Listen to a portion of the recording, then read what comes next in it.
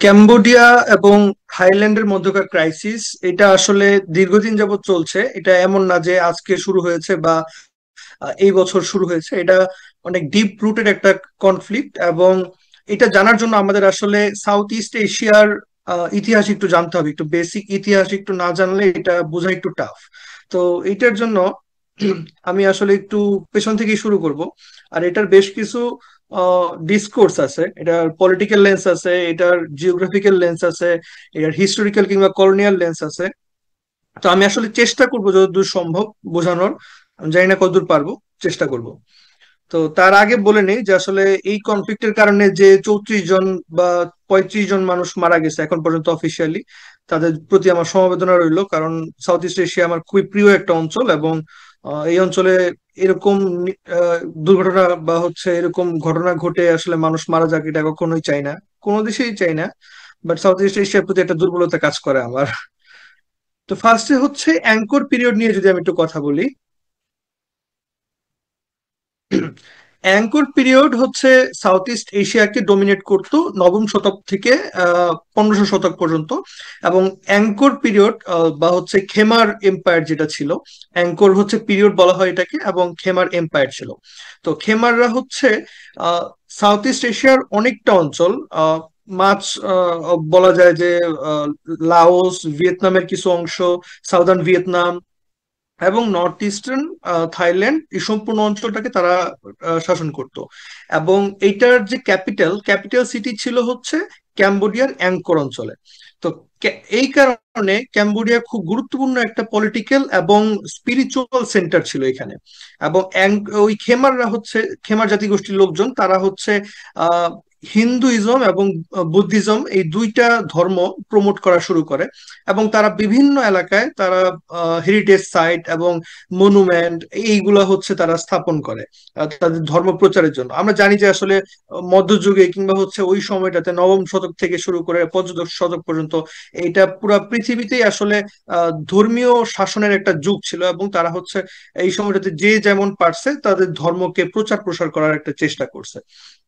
তো খেমাররাও আসলে আলাদা কিছু না, তারাও আসলে এভাবে চেষ্টা করছে এগুলাকে প্রচার প্রসার করার জন্য।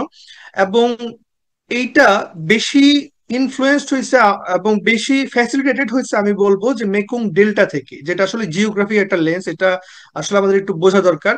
আমাদের সাউথ এশিয়ার নিয়ে কন্টেক্সট নিয়ে যখন পড়তে যাই, আমাদের গঙ্গা নিয়ে পড়তে হয় যে গঙ্গার অববাহিকা ধরে আমাদের সিভিলাইজেশন হয়েছে, এবং এখানে মানুষজন বসত বাড়ি করছে এবং বিভিন্ন জায়গায় বিভিন্ন বড় বড় শহর হয়েছে। সাউথ ইস্ট এশিয়ার ক্ষেত্রে এটা মেকং ডেল্টা। মেকং এর যে শাখা প্রশাখা এবং শাখা নদীগুলো আছে, এইটার উপর বেস করে বিভিন্ন জায়গায় বিভিন্ন সিটি হয়েছে। কিন্তু তারপরেও একটা জিনিস যেটা সাউথ ইস্ট এশিয়াকে অন্যান্য জায়গা থেকে আহ, অন্য নির্দিষ্ট একটা বৈশিষ্ট্য পরিণত করে, সেটা এদের ডেন্স জাঙ্গল। এই ডেন্স জাঙ্গলের জন্য সাউথ ইস্ট এশিয়াতে ডিমার্কেশন করা বা মানচিত্র আঁকা খুবই ডিফিকাল্ট একটা ব্যাপার। এবং আমরা দেখছি যে বেশ কয়েকটা যুদ্ধে সাউথ ইস্ট এশিয়ার দেশগুলো এইটাকে খুবই লেভারেজ হিসেবে ইউজ করছে, যে এখানে জঙ্গল টঙ্গলকে খুবই গেরিলা যুদ্ধের জন্য ইউজ করছে। তো এটা আসলে অনেক আগে থেকে চলে আসতেছে, মানে জিওগ্রাফিক্যাল যে অ্যাডভান্টেজ, এই অ্যাডভান্টেজটা তারা অনেক আগে থেকে ইউজ করতেছে। আর আমরা ওই ওই অঞ্চলে ওই সময় আর কি এই অ্যাঙ্কররা বা খেমাররা, তারা অ্যাঙ্কর ওয়াট নামে একটা আহ আহ, হিন্দু টেম্পল তৈরি করে, যেটা পৃথিবীর সবচেয়ে বড় টেম্পল, 162 হেক্টর অঞ্চল নিয়ে আর কি, যেটা ক্যাম্বোডিয়ার ক্যাপিটালে এখন আছে। এবং এইটা পৃথিবীর সবচেয়ে বড় হিন্দু টেম্পল এখন পর্যন্ত। এই অ্যাঙ্কর ওয়াটের যে সিম্বল, এটা ক্যাম্বোডিয়ার ফ্ল্যাগের মধ্যেও আছে। মানে এরা এতটা ওন করে এই বিষয়গুলাকে, এই হেরিটেজ সাইট গুলাকে, যে ওরা কিং সুরাইবর্মন দুইয়ের আমলে এটা তৈরি করা হয়েছিল। আহ, তো এটা আসলে আমাদেরকে একটা দেখায় যে আসলে হিন্দু বুদ্ধিস্ট সিনক্রোনাইজেশন আর কি। তো এরকম হিন্দু সাইট আরেকটা প্রিয়া বিহার। এটাও 1200 শতকে তৈরি হয়েছিল। এটা অনেকটা হয়েছিল আহ তৎকালীন যে শহরগুলো আছে, শহরগুলো থেকে দূরে একটা পাহাড়ের উপর তৈরি করা হয়েছিল। তো পাহাড়ের উপর তৈরি করা হয়েছিল এবং এটাতে উঠতে হইলে বিভিন্ন পাহাড় পার করে তারপরে এখানে উঠতে হইতো। তো এগুলোর কারণ ছিল যে এটার ধর্মকে প্রচার প্রসার করা, এবং তৎকালীন সময় তো এই খেমার এম্পায়ার অনেক লম্বা ছিল, অনেক প্রসারিত ছিল, যার কারণে এটা যে পরবর্তীতে একটা ডিসকোর্সের কারণ হবে এটা আসলে কেউ এভাবে ভাবে নাই। তো 1400 শতক পর্যন্ত, 1431 সাল পর্যন্ত ধরা যায় যে এই খেমার এম্পায়ার বেশ ভালো একটা ডমিনেট করছে এই অঞ্চলটাতে। এরপর আসলে খেমার এম্পায়ারের ডিক্লাইন পিরিয়ড শুরু হয়। আমরা জানি যে মানে আসলে প্রত্যেকটা এম্পায়ারেরই একটা উত্থান থাকে, একটা পতন থাকে। তো খেমার এম্পায়ারের পতনটা আসলে শুরু হয় হচ্ছে তাদের ইন্টারনাল স্ট্রাইফ থেকে। ইন্টারনাল কিছু ব্যক্তিগত প্রবলেম ছিল যে এক রাজার যদি দুই ছেলে থাকতো, এক ছেলে আরেক ছেলেকে তাড়ায় দিত যে অন্য রাজ্যে চলে যাও, বা হচ্ছে না হলে মৃত্যুদণ্ড দেওয়া হবে। তো এরকম কারণে তাদের মাঝখানে অন্তর্কোন্দলের কারণে আস্তে আস্তে ডিভিশন তৈরি হয়, এবং এই কারণে তাদের যে এম্পায়ার ছিল এটা শ্রাঙ্ক করা শুরু করে। যার কারণে আমরা দেখি যে পরবর্তীতে পঞ্চদশ শতকের দিকে আস্তে আস্তে বিভিন্ন স্বাধীন রাজ্য তৈরি হয়, যেমন লানচাং। লানচাং পরবর্তীতে লাওসের একটা অংশ হয়েছে। তো এই সব অঞ্চলগুলা আসলে স্বাধীন হওয়া শুরু করে। এবং পরবর্তীতে আরেকটু যদি ফাস্ট ফরওয়ার্ড করি আমি, যে 1600 শতকের দিকে, 1600 এবং 1700 শতকের দিকে আহ নংগুয়েন লর্ডস, নংগুয়েন লর্ডসটা হচ্ছে ভিয়েতনামের দক্ষিণ অঞ্চলের লর্ডস বা সাউদার্ন লর্ডস। তো সাউদার্ন লর্ডসরা হচ্ছে আহ, বেশ কিছু লোয়ার ক্যাম্বোডিয়ান অঞ্চল বা হচ্ছে ওয়েস্টার্ন ভিয়েতনাম বর্তমানে বলা যেতে পারে, তারা হচ্ছে দখল করে। অন্যদিকে ত্রিয়েন ডাইনাস্টি নামের আরেকটা ডাইনাস্টি ছিল, তারা হচ্ছে উত্তর ভিয়েতনামে ছিল। তারা উত্তর ভিয়েতনাম থেকে মার্চ করা শুরু করে দক্ষিণের দিকে, এবং তারা সিগনিফিকেন্ট একটা পোর্শন তারা দখল করে ফেলে। এটা চলতে থাকে 1700 শতক পর্যন্ত, এবং পরবর্তীতে ত্রিন ডাইনাস্টি এবং নংগুয়েন ডাইনাস্টি, দুইটা ডাইনাস্টির মধ্যে একটা সিভিল ওয়ার হয়, এবং সিভিল ওয়ারের মাধ্যমে ভিয়েতনাম বর্তমানে যে মডার্ন ডে ভিয়েতনাম স্টেট সেটার আসলে গোড়াপত্তন ঘটে। তো আমরা হচ্ছে সাউথ ইস্ট এশিয়ার সবগুলা স্টেট নিয়ে হালকা পাতলা একটু কথা বলতেছি, কারণ হচ্ছে এই সবগুলা দেশের মধ্যেই কিছু না কিছু প্রবলেম আছে, মানে বর্ডার ক্ল্যাশ আছে। এটা না জানলে আসলে বোঝানোটা একটু টাফ হবে আমার জন্য। তো এটা ছিল ভিয়েতনামের সাইডে। তো অন্যদিকে আহ ওই সময় একই টাইমে হচ্ছে সুকোথাই এম্পায়ার বা সুকোথাই যে কিংডম, এটা আস্তে আস্তে গ্রো করা শুরু করে। তো সুকোথাই এম্পায়ার এবং আয়ুথা কিংডম, এই দুইটা কিংডম হচ্ছে আস্তে আস্তে তারা স্বাধীন হয়ে তারা প্রসপার করা শুরু করে, নতুন আরেকটা রাজ্য সৃষ্টি হয়। পরবর্তীতে এই সুকোথাই এবং হচ্ছে আয়ুত্তাহা, এই দুইটা কিংডম মিলে হচ্ছে সিয়াম নামের একটা রাজ্য তৈরি করে বা রাষ্ট্র তৈরি করে, যেটা পরবর্তীতে আমরা জানি যে থাইল্যান্ড হিসেবে পরিণত হয়। এখন এখানে আমি একটা আউট অফ দ্য কনটেক্সট একটা তথ্য দিই, সেটা হচ্ছে এখানে দেখেন ম্যাপে একটা ছবি আছে পেগু। এই পেগু পেগুর সঙ্গে হচ্ছে বেঙ্গলের খুব ভালো সম্পর্ক ছিল। তো এটা হয়তো অনেকে জানে না, বা হচ্ছে মানে এই তৎকালীন সময়ে সাউথ ইস্ট এশিয়ার সঙ্গে বেঙ্গলের কেমন সম্পর্ক ছিল, এবং ব্রিটিশ আমলে আমরা কিভাবে সম্পর্ক, বাণিজ্যিক সম্পর্ক রাখতাম, এগুলো নিয়ে একটা ভালো বই আছে, সেটা হচ্ছে বাংলাদেশ বার্মা সম্পর্ক। বইটা লিখেছেন হচ্ছে অধ্যাপক রতনলাল চক্রবর্তী, উনি ঢাকা বিশ্ববিদ্যালয়ের ইতিহাস বিভাগের টিচার ছিলেন। তো আমি ওনার বই পড়ে যেটা পাইছি যে পেগুর ভাইসরয় প্রায় হচ্ছে বাংলাদেশে আসতেন, এবং আমাদের সঙ্গে মানে বেঙ্গলের সঙ্গে পেগু এবং হচ্ছে শান, যেটা শানকে আমরা জানি যে এখন মায়ানমারের একটা স্টেট। তো এই শান এবং পেগু এই অঞ্চল থেকে বিভিন্ন মানুষকে ব্রিটিশরা হচ্ছে ধরে আনতো, ধরে এনে হচ্ছে চট্টগ্রাম এবং কক্সবাজারের রামু অঞ্চলে তারা হচ্ছে উদ্বাস্তু হিসেবে রাখতো। এখন এটা রাখার পিছনে একটা কারণ ছিল যে তারা হচ্ছে জনবল চায়, এবং চট্টগ্রাম অঞ্চলে তারা হচ্ছে একটা ইন্ডাস্ট্রিয়ালাইজেশন তৈরি করার প্ল্যান করছিল। তো এইটা 1795 সাল পর্যন্ত ছিল, এবং 1795 সালের পরে হচ্ছে আমাদের সঙ্গে পেগুর এবং শানের এবং মানে বার্মার বেশ কিছু অঞ্চলে আমাদের বর্ডার স্কার্মিশ হয়। কারণ হচ্ছে যে তারা কখনোই চাইতো না যে তাদের পিপল আমরা হচ্ছে দখলে নেই, বা হচ্ছে তাদেরকে আমরা হচ্ছে নিয়ে কাজে কাজে লাগাই আর কি। তো এইটা পরবর্তীতে দেখা গেছে ব্যাকফায়ার করছে, যেটা আমরা আসলে রোহিঙ্গা সমস্যার সময় দেখতেছি যে আসলে এই প্রবলেমটা এখন ওরাই চাচ্ছে যে ওদের জনগণকে আমাদের এইদিকে যত পুশব্যাক করা যায় আর কি। তো এটা একটা আউট অফ দ্য কন্টেক্সট একটা তথ্য দিলাম। তো এইটা পরবর্তীতে আহ, আস্তে আস্তে যেটা বলছিলাম যে বেশ কিছু স্বাধীন রাজ্য তৈরি হয়, এবং সিয়াম রাজ্যটা একটা খুব ডমিনেন্ট ফিগার তৈরি হয় সাউথ ইস্ট এশিয়ায়। অন্যদিকে ভিয়েতনামও বেশ ডমিনেন্ট একটা অঞ্চল তৈরি হয়, কারণ ওইখানে ওদের হচ্ছে সি পাওয়ার ছিল, মানে সি অ্যাক্সেস ছিল, যেটা আসলে অন্যান্য জায়গা থেকে খুব একটা বেশি সম্ভব ছিল না। তো পরবর্তী এটা এটাকে কাজে লাগায়া একটা জিনিস হয়েছে যে থাইল্যান্ড করতো কি, যে থাইল্যান্ড তাদের যে শাসক থাকতো তাদের মাধ্যমে তারা হচ্ছে ওই যে decline period of খেমার empire, anchor যারা আছে অ্যাঙ্করদেরকে তারা হচ্ছে ভেসেল স্টেট হিসেবে তৈরি করতো। তারা হচ্ছে আহ, নাম নাম কোয়াস্তে কিছু একটা কোন একটা শাসককে বসায় রাখতো এবং সেইভাবে পরিচালনা করার চেষ্টা করতো। একদিকে হচ্ছে ডান পাশে ভিয়েতনামের আগ্রাসন, অন্যদিকে হচ্ছে থাইল্যান্ডের আগ্রাসন। দুই দিকে পড়ে হচ্ছে ক্যাম্বোডিয়ার যে আহ, অংশটা ছিল, মানে 1700 শতক পর্যন্ত, আহ, ওই অংশটা খুবই একটা ভালনারেবল সিচুয়েশনে পড়ে যায়, যে দুই দিক থেকে তারা হচ্ছে প্রেসারের সম্মুখীন হয়। তো এরপরে হচ্ছে কলোনিয়ালিজম এখানে আসা শুরু করে। ফার্স্ট টাইম ফ্রেঞ্চরা হচ্ছে এখানে কলোনিয়ালিজম প্রতিষ্ঠা করে, এবং সেটা করে তারা হচ্ছে ক্যাম্বোডিয়া, লাওস, ভিয়েতনাম বর্তমানের যে অংশগুলো আছে এটার উপরে। তারা প্রথমবারের মতো ইউরোপীয় হিসেবে আর কি ফ্রেঞ্চরা প্রথম পা ফেলে হচ্ছে 1863 সালে, এবং প্রোটেক্টরেট একটা গভর্নমেন্ট তৈরি করে ক্যাম্বোডিয়াতে। এবং পরবর্তীতে 1888 সালের দিকে তারা হচ্ছে লাওস, ক্যাম্বোডিয়া এবং ভিয়েতনাম এই অংশটা নিয়ে তারা হচ্ছে ফ্রেঞ্চ ইন্দো চায়না তৈরি করে। তো তখন একটা খুব বাজে অবস্থা তৈরি হয়, যে ফ্রেঞ্চরা হচ্ছে এই অংশটাকে টোটাল কলোনাইজ করে ফেলে।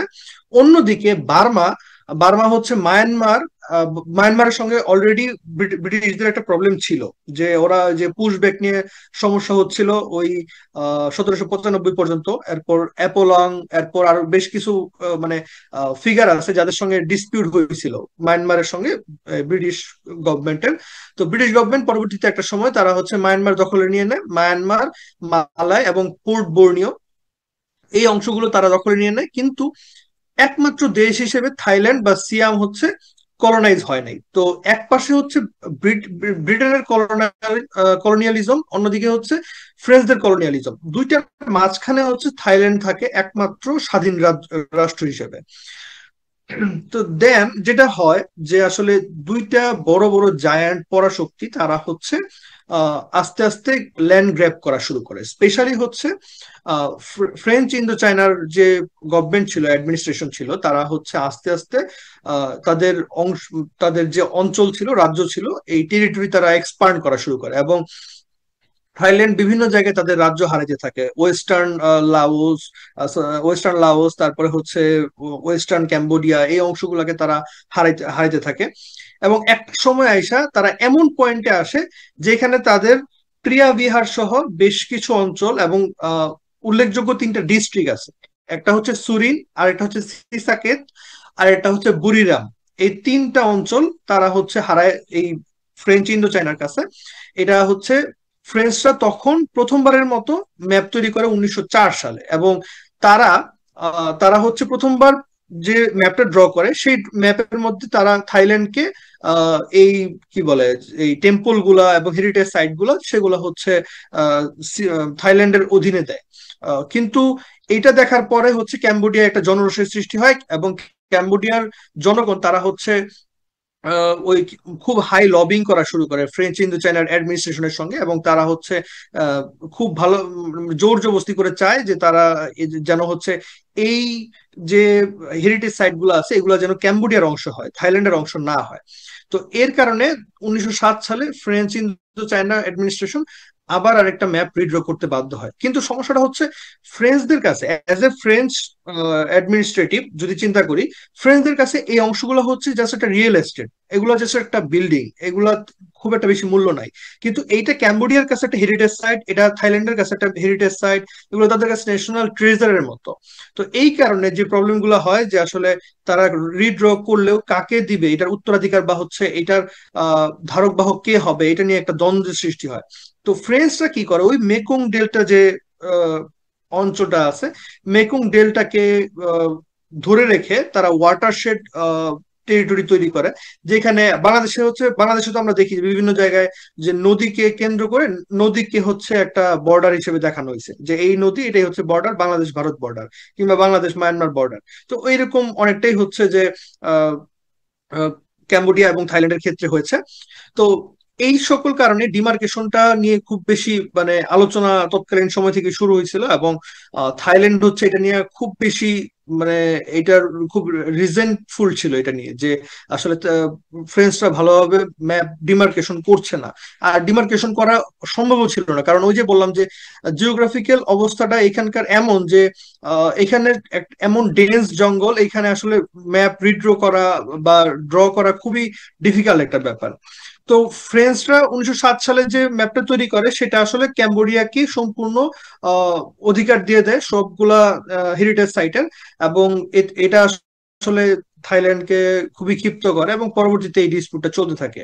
এখন যদি আমরা একটু ফাস্ট ফরওয়ার্ড করে সেকেন্ড ওয়ার্ল্ড ওয়ারে চলে যাই, সেকেন্ড ওয়ার্ল্ড ওয়ারে এবং হচ্ছে এই impact of colonial border making আর কি, যে ফ্রাঙ্কো সিয়ামিস ট্রিটি হয়েছিল 1904-এ, যেটা বললাম যে তারা হচ্ছে প্রথমে ক্যাম্বোডিয়া থাইল্যান্ডকে দিছিল, তারপরে হচ্ছে এটা আবার ক্যাম্বোডিয়াকে দিয়ে দিছে।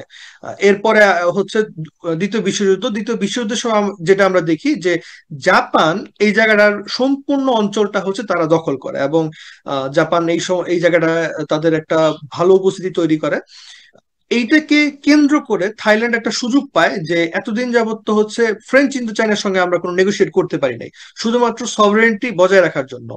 তো এই কারণে আমরা হচ্ছে আহ, এই জাপানের সঙ্গে অ্যালাই করব, জাপানের সঙ্গে অ্যালাই করে আমরা হচ্ছে এখান থেকে যতটুকু সম্ভব আমার টেরিটরি আমরা রিক্লেম করা শুরু করব। তো দেন হচ্ছে জাপানের সঙ্গে অ্যালাই করে তারা হচ্ছে এখানে বেশ কয়েকবার আক্রমণ চালায়, কিন্তু তারা হচ্ছে সফল হয় না। পরবর্তীতে 1945 সালে যখন জাপান হেরে যাওয়ার পরে তারা হচ্ছে এখান থেকে চলে যায়, এবং ফ্রেঞ্চরা আবারও চেষ্টা করে যে তাদের ফ্রেঞ্চ ইন্দো চায়না ইনটেক্ট করার জন্য। বাট ওই সময়টাতে ফ্রেঞ্চদের এমন ইকোনমিক ভঙ্গুর অবস্থা ছিল যে তারা আসলে এই অঞ্চলটায় খুব একটা প্রভাব বিস্তার করতে পারে নাই, এবং এইটার সুযোগ নিয়ে থাইল্যান্ড 1946 সালে আবারও সেনা মোতায়েন করে, এবং এই যে অঞ্চলগুলো আছে এখানে ছবিতে দেওয়া যে প্রাসান্তা মোয়েনথম এবং বেশ কয়েকটা ডিস্ট্রিক্ট, এই ডিস্ট্রিক্ট গুলোতে তারা হচ্ছে আহ, বেশ কয়েকটা কনফ্লিক্টের সৃষ্টি করে, বেশ কয়েকবার রিক্লেম করার ট্রাই করে, কিন্তু তারা আসলে পারে নাই, সেইবারও তারা ব্যর্থ হয়।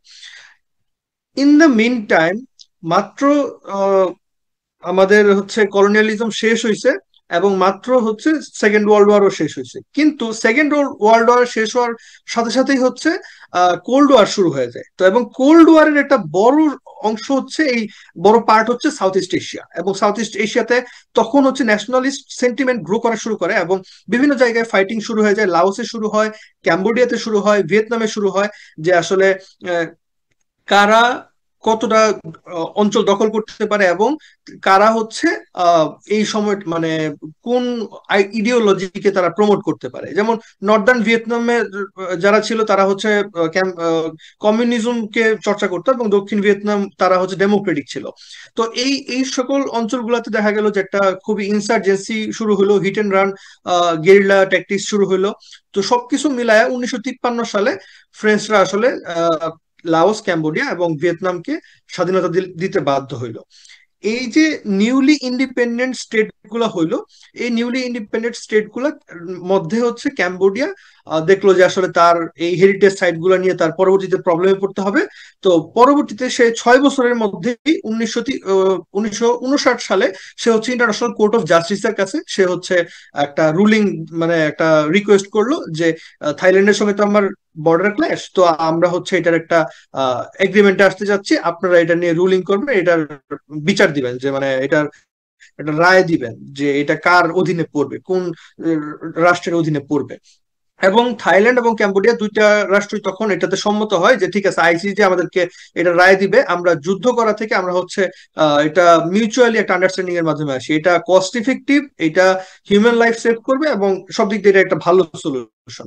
এখন আইসিজে হচ্ছে 1962 সালে তারা রুল করে দেয় যে প্রিয়া বিহার সহ অন্যান্য যতগুলা মনুমেন্ট সাইট আছে সবগুলা হচ্ছে ক্যাম্বোডিয়ার অংশ। কিন্তু তারা হচ্ছে এইটা বলে না যে সারাউন্ডিং যে অংশগুলো আছে, অর্থাৎ প্রিয়া বিহার একটা টেম্পল, যেটার আমি একটু যদি দেখাই, এই যে এটা হচ্ছে প্রিয়া বিহার, তো প্রিয়া বিহারে আমাকে উঠতে হইলে বেশ কয়েকটা আহ, জঙ্গল পাড়ি দিয়ে, তারপরে হচ্ছে বেশ কয়েকটা আহ, পাহাড় পার করে তারপরে উঠতে হয়, এবং ওই পাহাড়গুলা পড়ছে আবার থাইল্যান্ডে।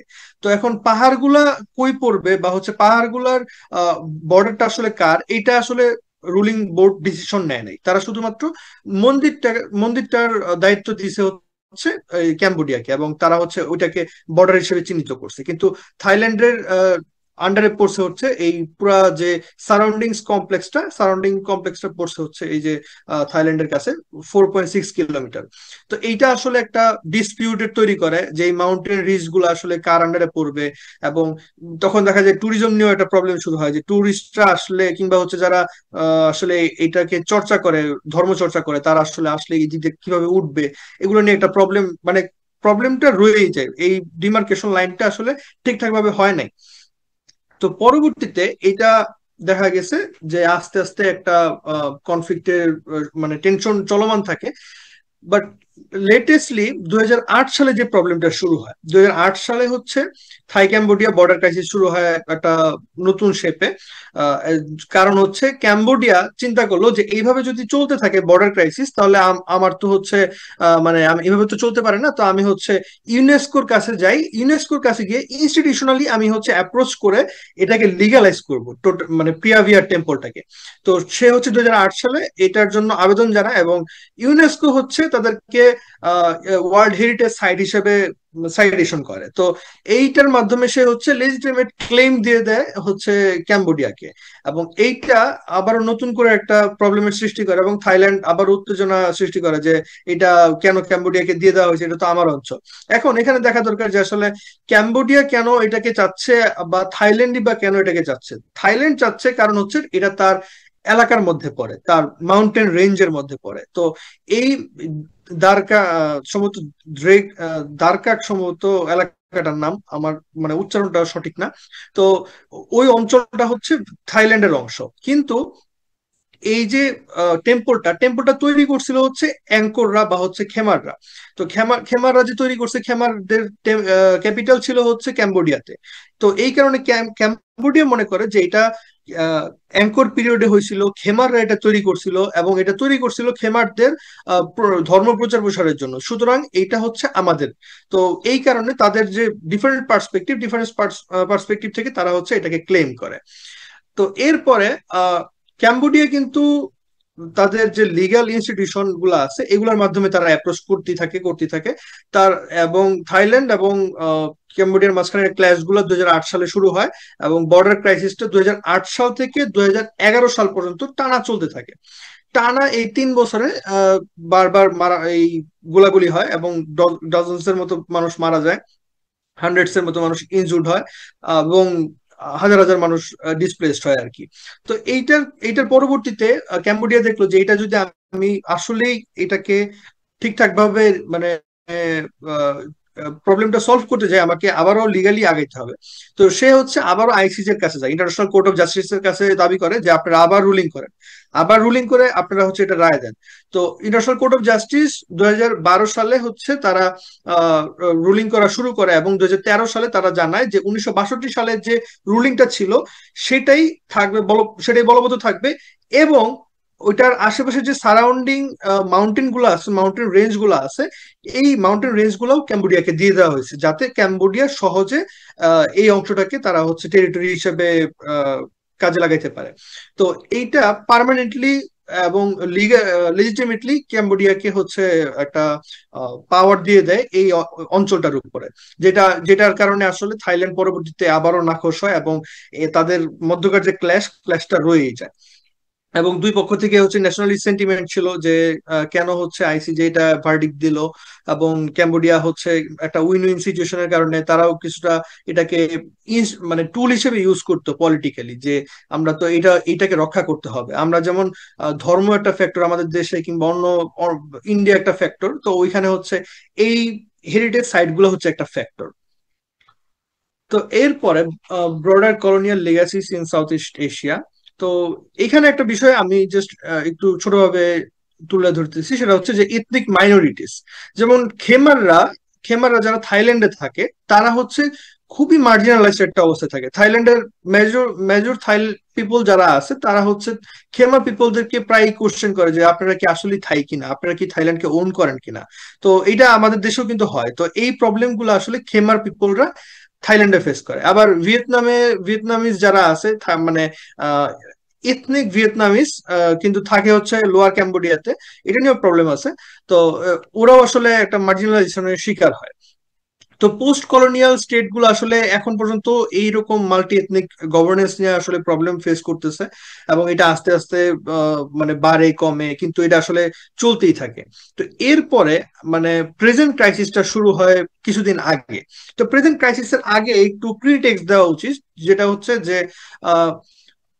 2013 সাল থেকে 2020 বা 22 সাল পর্যন্ত ক্যাম্বোডিয়া এবং থাইল্যান্ডের মধ্যকার সম্পর্ক কিন্তু খুব ভালো ছিল, এবং তারা হচ্ছে আহ, কি বলে তাদের ডিপ্লোম্যাটিক যে রিলেশন ছিল এবং বায়োলেটারাল রিলেশন ছিল সেটাকে খুব বড় একটা হাইটে নিয়ে যায়। যেন তারা হচ্ছে ট্যুরিজমকে বেস্ট করে তারা হচ্ছে এখানে বিজনেস কমার্স এগুলো যেন আরো ফ্লারিশ করতে পারে, এবং মেকং ডেল্টা যেটা আছে এটাকেই করে মেরিন ইকো ট্যুরিজম তৈরি করে। তো এটা একটা খুব ভালো একটা সময় ছিল। কিন্তু প্রবলেমটা শুরু হয় 2023-24-এর সময় থেকে।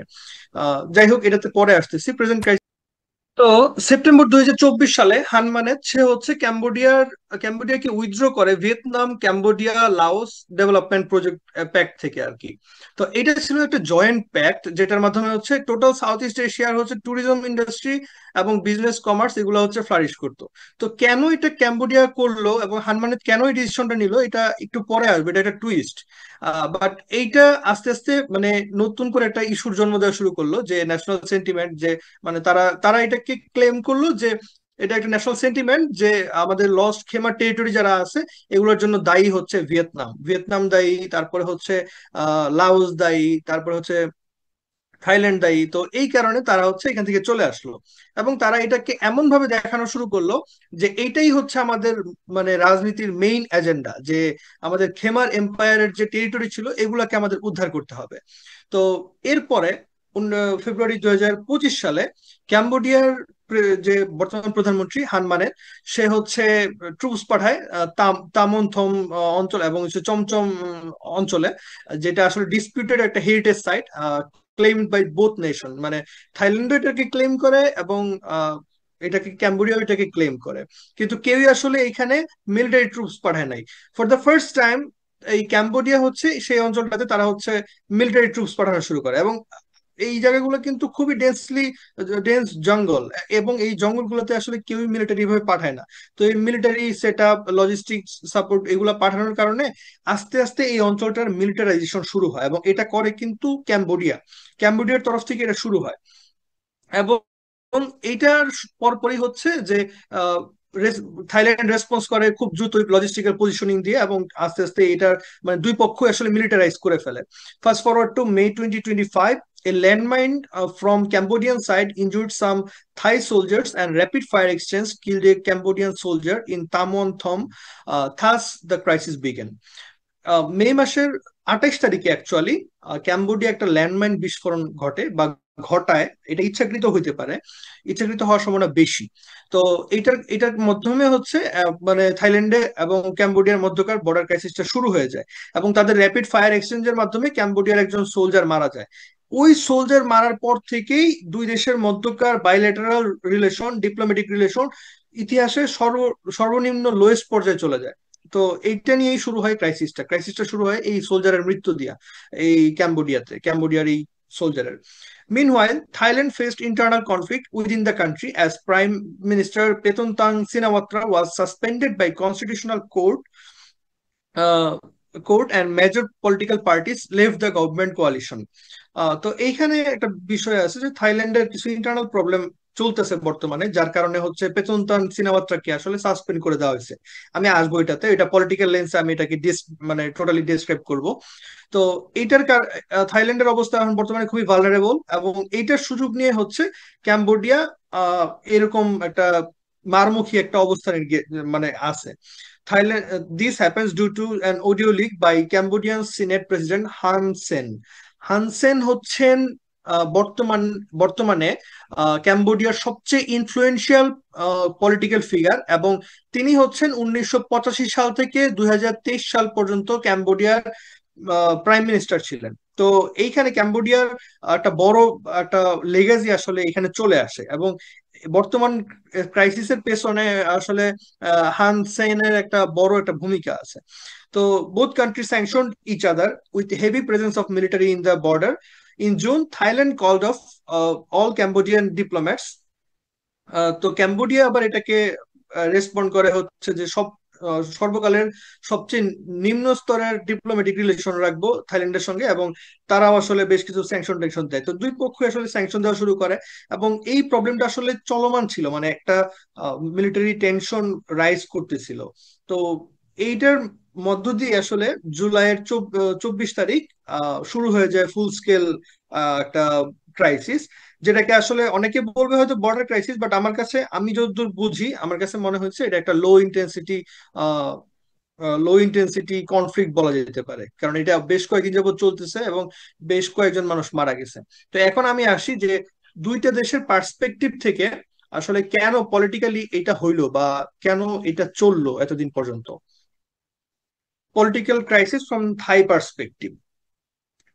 থাইল্যান্ডের একটা বিষয় হচ্ছে, থাইল্যান্ড সাউথ ইস্ট এশিয়ার এমন একটা দেশ যেটা হচ্ছে মিলিটারি কু প্রবণ এলাকা। তো মিলিটারি কু এখানে 13টা হয়েছে সাকসেসফুলি, 13টা কু হয়েছে, এবং 9টা ফেইল্ড কু হয়েছে। তো এই কারণে মিলিটারিরা হচ্ছে সিভিলিয়ান যে পলিটিক্স এটাকে ডোমিনেট করে।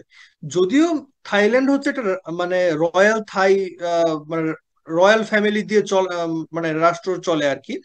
তারপরও মিলিটারি তাদের যে সিভিলিয়ান পলিটিক্স এটাতে ইন্টারফেয়ার করে, এবং এটা অনেকটাই ডমিনেট করে। তো the Shinawatra family has long oppose the military elites from Thaksin to Paetongtarn Shinawatra. Military power has been reduce. তো থাকসিন সিনাওয়াত্রা, সে হচ্ছে ফর্মার প্রাইম মিনিস্টার ছিল, এবং এটা একটা খুব মজার ঘটনা যে থাকসিন সিনাওয়াত্রা, তারা হচ্ছে মানে সিনাওয়াত্রা যে ফ্যামিলি, তারা অপোজ করে যে মিলিটারি রুল এবং রেজিমটাকে। আমার ওকে। তো থাকসিন সিনাওয়াত্রা, সে হচ্ছে ফর্মার প্রাইম মিনিস্টার ছিল, এবং সে 2008 সালে যখন ক্যাম্বোডিয়া আহ, জানায় যে আসলে আমরা হচ্ছে ইউনেস্কোর কাছে যাব, এবং আমরা হচ্ছে এটা হেরিটেজ সাইট হিসেবে এটাকে আমাদের দেওয়ার জন্য দাবি জানাবো, তখন থাকসিন সিনাওয়াত্রা সে হচ্ছে আহ, থাইল্যান্ড থেকে পলায়া হচ্ছে সে ক্যাম্বোডিয়াতে চলে যায়। তো চিন্তা করেন, এটা যদি বাংলাদেশে হইতো যে বাংলাদেশের প্রধানমন্ত্রী যেমন শেখ হাসিনা পালায়া হচ্ছে ভারতে চলে গেছে, তো এইটা একটা বিষয়। কিন্তু থাকসিন সিনাওয়াত্রা সে হচ্ছে থাইল্যান্ড থেকে পালায় ক্যাম্বোডিয়াতে গেছে, যাওয়ার পরে সে সেখানে অ্যাজ এ ইকোনমিক অ্যাডভাইজার হিসেবে যোগ দিছে। এখন শেখ হাসিনা যদি আহ, ভারতের ইকোনমিক অ্যাডভাইজার হিসেবে যোগ দেয়, তাহলে বাংলাদেশের ডাটা কি পরিমাণে লিক হবে, তা ওটা বোঝাই যায় যে আসলে ক্যাম্বোডিয়া কতটা অ্যাডভান্টেজ পাইছে, এবং আহ, এই টোটাল থাই গভর্নমেন্টের উপর তাদের কি পরিমাণ কন্ট্রোল আছে। তো সে হচ্ছে এখানে গিয়ে ইকোনমিক অ্যাডভাইজার হিসেবে যোগ দেয়, এবং ওইখানে তারা হচ্ছে একটা ফ্যামিলি আছে, সিনাওয়াত্রা ফ্যামিলি হচ্ছে থাই ফ্যামিলি, থাইল্যান্ডের ফ্যামিলি, এবং হানসেন ফ্যামিলি হচ্ছে ক্যাম্বোডিয়ার ফ্যামিলি। তো এই দুইটা ফ্যামিলি হচ্ছে দুইটা দেশকে কন্ট্রোল করে। তো এই হাংসেনের সঙ্গে হচ্ছে এই আহ, যে থাকসিন সিনাওয়াত্রা তার খুব ভালো সম্পর্ক, এবং হানসেনের সঙ্গে গিয়ে হচ্ছে সে ইকোনমি অ্যাডভাইজার হিসেবে যোগ দেয়। তো আফটার May 28 ইনসিডেন্ট, পেতনতাং সিনাওয়াত্রা, মানে সেটা হচ্ছে থাকসিন সিনাওয়াত্রার মেয়ে আর কি। তো থাকসিন সিনাওয়াত্রার মেয়ে পেতনতাং সিনাওয়াত্রা, সে তার বাবার ক্লোজ অ্যালাই যে মানে হাংসেন, তাকে কল দিয়ে বলে যে all demands of Cambodia will be met and Thai military won't be de-escalate the situation.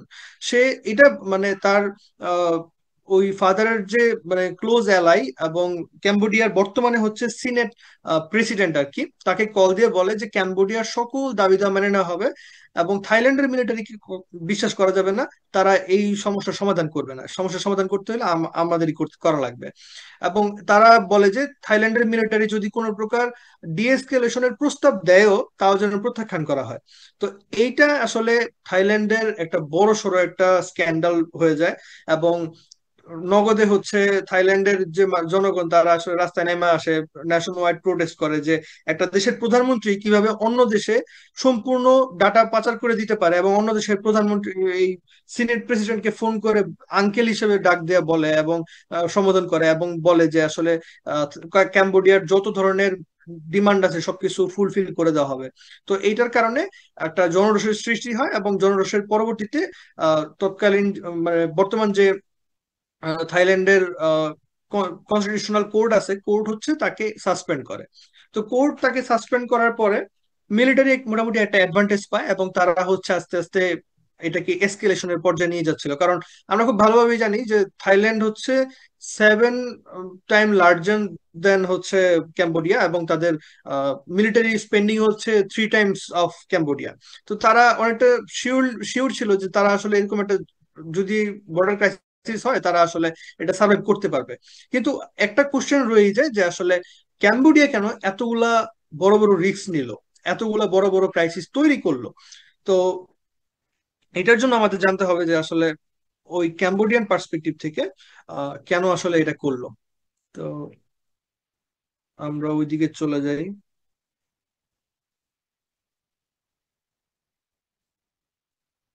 তো এটা হচ্ছে ক্যাম্বোডিয়ার পার্সপেক্টিভ।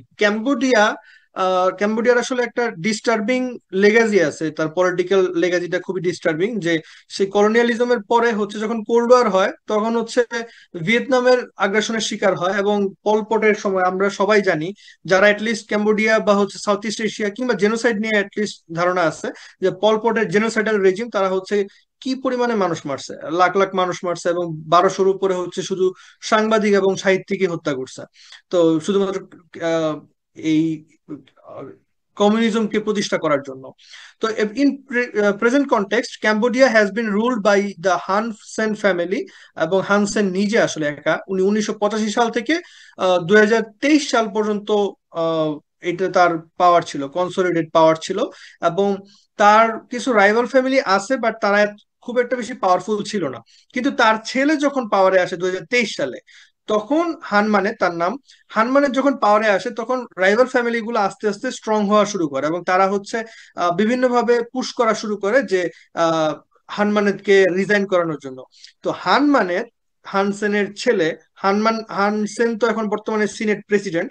তো হানমানের সে হচ্ছে বিভিন্ন ধরনের গ্যাম্বলিং কিছু কি বলে যে একটা গ্যাম্বল করা শুরু করে, এক টাইপের যে গ্যাম্বল ডিসিশন নেওয়া শুরু করে।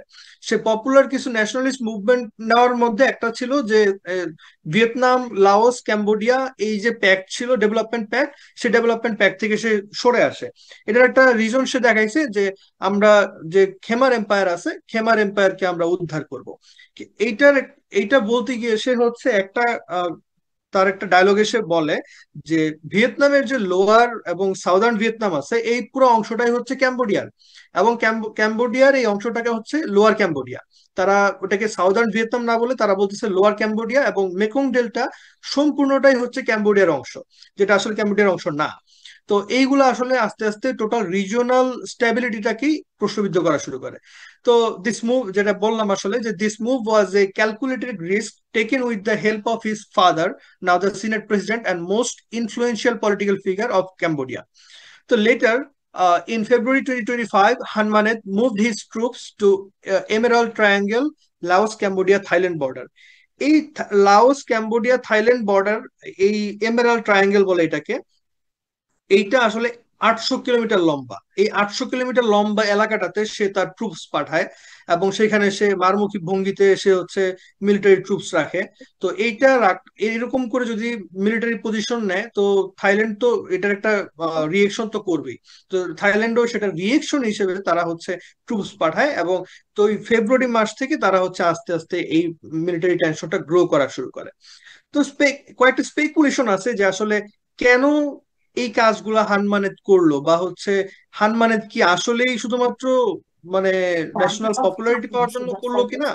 তো কয়েকটা স্পেকুলেশন আছে যে ন্যাশন ওয়াইড পপুলার সাপোর্ট পাওয়ার জন্য, এবং ন্যাশনালিস্ট একটা সেন্টিমেন্ট গ্রো করার জন্য, যে হেরিটেজ সাইট গুলাকে বাগে আনার জন্য, যেটা আসলে সবসময় করতেছে ক্যাম্বোডিয়া এবং শুরু থেকেই। এবং আরেকটা বিষয় হচ্ছে থাই গভর্নমেন্টকে ডিস্টেবিলাইজ করা। এটার একটা বড় কারণ হচ্ছে থাইল্যান্ড গত কিছুদিন আগে এবং গত কিছু কয়েক কয়েক মাস আগে তারা হচ্ছে গাঁজাকে লিগালাইজ করছে, এবং হচ্ছে গ্যাম্বল সহ ক্যাসিনো টেসিনো এবং বিভিন্ন বিষয়কে তারা টোটালি লিগালাইজ করছে, যেগুলো আসলে আগে অবৈধ ছিল কিন্তু চলতো, কিন্তু এখন হচ্ছে টোটালি লিগালাইজ করে দেওয়া হয়েছে কোর্টের মাধ্যমে, গাঁজা সহ। তো এইটা যদি করে দেওয়া হয় তাহলে হচ্ছে ক্যাম্বোডিয়া তার 9% ট্যুরিজম সেক্টর 9% অংশ তারা হারাবে। তো ক্যাম্বোডিয়া চাচ্ছে না তাদের অর্থনৈতিকভাবে এই জিনিসটা, এই ক্ষতিটা হোক।